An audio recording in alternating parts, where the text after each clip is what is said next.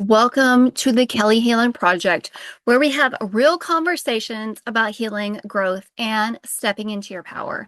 I'm Kelly, and I'm so glad you're here. So, you can love someone and still acknowledge that they hurt you. You can miss someone and still tell the truth about what happened.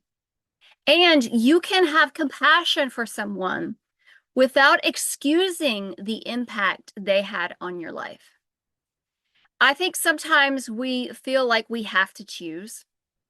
So either someone was a good person or a bad person, either we love them or we're angry with them. Either we forgive them or we acknowledge the pain that they caused. But healing has taught me that two things can be true at the same time. So today would have been my mom's birthday. My mom is no longer here. And I was thinking about her today. I started thinking about how complicated grief can be when you're grieving someone you loved who was also connected to some pain you've had to heal from. And so I wanted to talk about that because I know I'm not the only person who's experienced this. Sometimes we love people who hurt us. Sometimes the people who were supposed to make us feel safe were also the people we had to learn to protect ourselves from. And when that person is a parent, I think that it can become even more complicated because you can miss your mom and still grieve the mother you needed. You can remember beautiful moments and the painful ones too. You can understand that she had her own wounds, her own experiences, and her own reasons for becoming who she became, and still acknowledge how her behavior affected you. Understanding someone doesn't require you to excuse them. And loving someone doesn't require you to rewrite your own story. For a long time, I think healing was presented as though eventually you're supposed to reach this place where everything that happened is okay. You forgive everybody, you aren't angry anymore, and somehow the pain gets wrapped up in this beautiful little bow. But I don't think that's what healing actually requires. I think healing can look more like being able to hold the entire truth. I loved you. You hurt me. I understand you were hurting too, and I'm still responsible for healing what happened to me. So those truths can exist together. So in today's episode of the Becoming series, I want to talk about complicated relationships, grief, forgiveness, generational patterns, and what it means to love someone without abandoning yourself or denying what you experienced. And ultimately, I want to talk about what happens when we stop trying to change the past and start deciding what we're going to carry forward and what ends with us. Um, so you don't have to choose between love and truth. So I loved my mom. There were things in our relationship that deeply hurt me. Neither one cancels the other out. Healing doesn't require you to turn into a villain in order to validate your pain, but it also doesn't require you to minimize your pain in order to continue loving them. Two truths can exist together. I understand that my mother had a lot of pain and unhealed trauma, things that, were unfair to her. I mean, I totally get it. However, that doesn't excuse the behavior, and it doesn't excuse the way that I was treated and how I was just constantly invalidated, and how I spent most of my adulthood healing from things that I didn't ask for,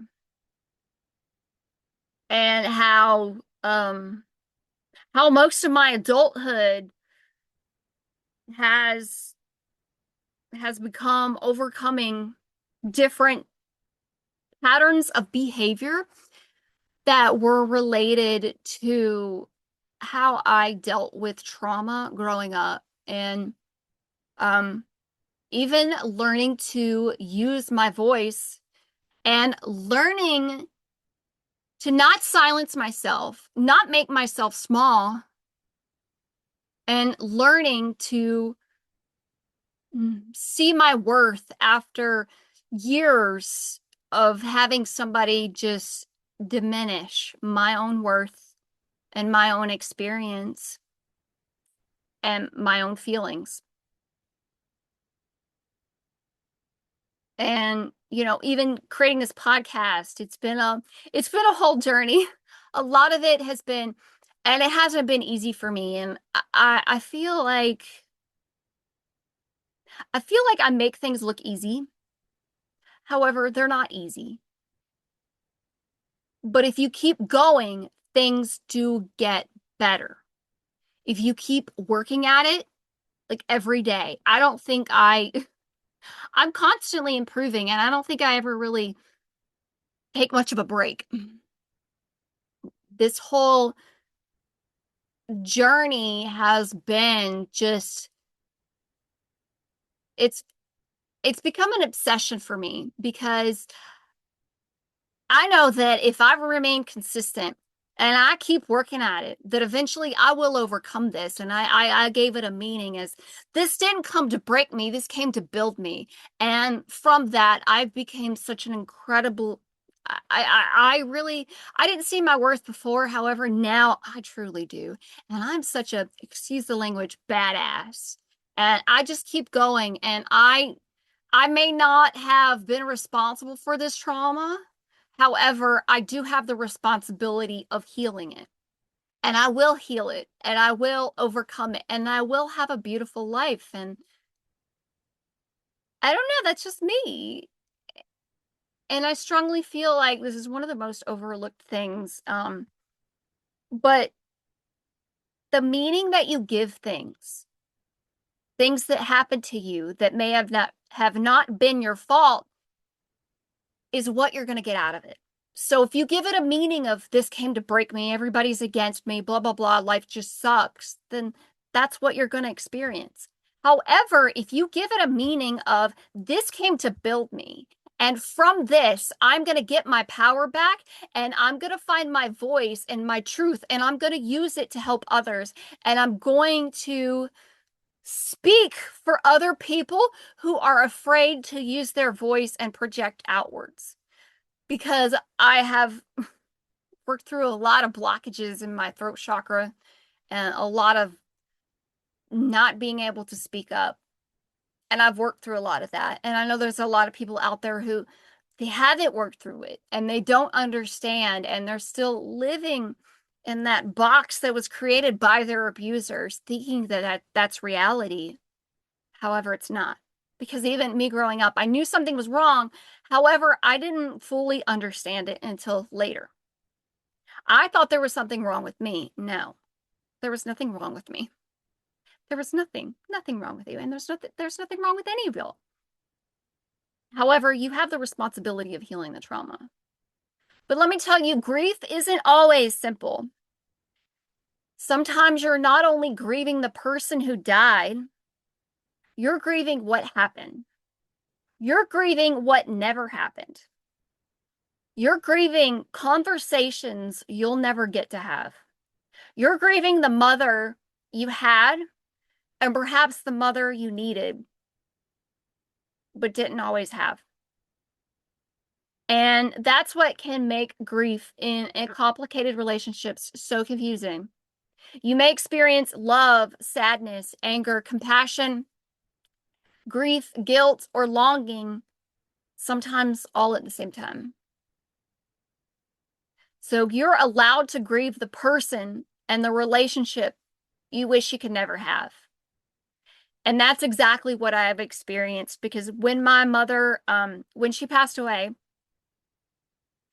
she took not only was she gone, but the relationship that I would never have, she took that away from me. I feel like that was ripped out from under me. And I'll be honest, I like sometimes I see even videos of moms who moms and daughters who are really close and like I'm so grateful that they get to experience that relationship because that's something that I never had. And there's a part of me that longs just to have that because it would, sorry, I'm getting a little emotional, but it would be amazing to have that relationship. Like, I would absolutely love that. A mom that you can go shopping with and you can tell her your feelings and she doesn't shoot you down and she doesn't make it all about her. How you're able to have two separate lives and she's there to support you. She's your best friend. You can tell her anything. And when she passed away, she took that opportunity that maybe one day she would get healing. And I had to set boundaries with her. Especially when I had younger kids and I started to question how it would look to my child seeing his mom crying. And if you were to ask me, well, what's wrong? Well, my mom just sent me a hateful text message and, she told me what a horrible person I was and blah, blah, blah. And him thinking that that's okay to let other people treat you that way. And so that's when I started to stand firm on my boundaries, which she didn't like. She doesn't like boundaries. The very people who don't like boundaries are the very people who will step all over them. And they don't like them because they can't take advantage of you like they once did. And I just wanted a loving mother, a mother who didn't project her own shit onto me.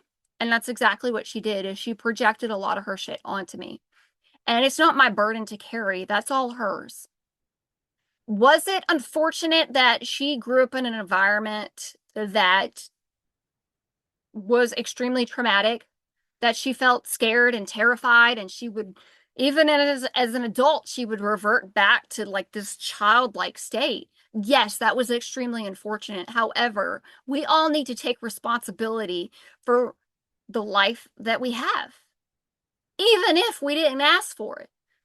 I didn't ask for this. However, I don't project this onto other people. If anything, when I was going through a lot, I hermit, I isolate because I didn't have a lot of support even growing up. My mom, she was a single mom and I was an only child. So I didn't have even siblings to count on. It was just me. And that was one, I'm getting off on a tangent, but that was one belief that I gave all that was happening when I was younger, is that, oh, wow, you're all alone. It's you against the world. And so I developed this hyper independence kind of mindset. And I can look back now on a lot of the belief systems that I formulated when I was a child, and I see that they're not true.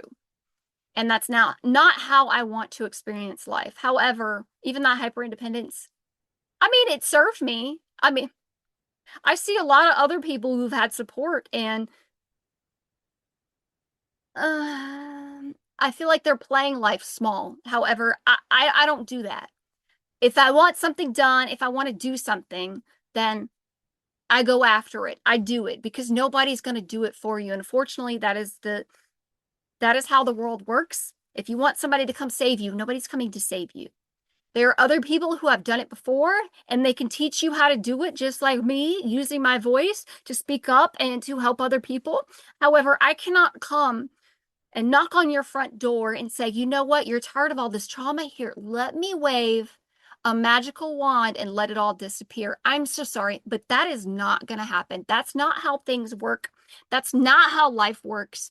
However, I can sit there and provide you my manual and tell you how I did it and how I overcame complex PTSD and how I got out of that fight, freeze, fawn, those trauma responses. And you can do it too. However, because if I were to do that, you would not be empowered. The empowerment too comes from learning to be your own hero, learning to save yourself. So you can do that through listening how other people did it, but nobody's going to show up on your front door and heal it for you. You all have the ability to do that. But taking this back to this main point of allowing myself to grieve the person and the relationship that I wish I had with her. I wish that we were really close, and I wish that she was very understanding and, didn't constantly try to criticize me. She was my own worst critic. She really was. But understanding someone isn't the same as excusing them. So as you heal, you may start understanding why your parent behaved the way that they did. You may understand their childhood differently. You may recognize their trauma. You may see the coping mechanisms that they developed. And that understanding can create compassion. But compassion and accountability can coexist. Their trauma can explain certain behavior. However, it doesn't erase the impact that it had on you. Understanding the wound doesn't deny the wound it created in you. Understanding the wound doesn't require denying the wound it created in you. So healing can mean ending patterns instead of blaming people. So there's a difference between acknowledging that this happened to me and spending the rest of your life believing, because this happened to me, I have no control over who I become. At some point in healing, the question changes. Instead of only, why did they do this to me? You start asking, what am I going to do with what happened to me? That's where you start reclaiming your power. Not because what happened was okay, not because you're responsible for what happened, but because your future belongs to you. You didn't choose what happened to you, but you get a say in what happens next. You can be the writer of your own story. So you may not have been able to control the first chapter, the first several chapters. However, you do have a choice with how it ends. So you can become what you needed. So maybe you didn't receive everything you needed.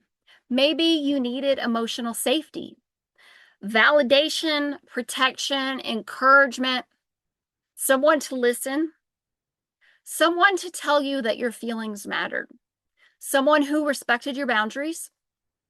Healing gives you the opportunity to begin providing those things for yourself now.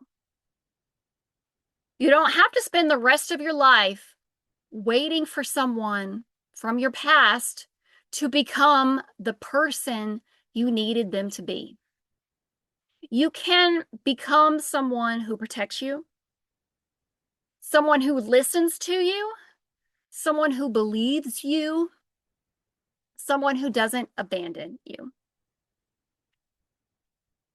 Become someone your younger self would have felt safe with. And just remember, too, that breaking a generational cycle can be an act of love.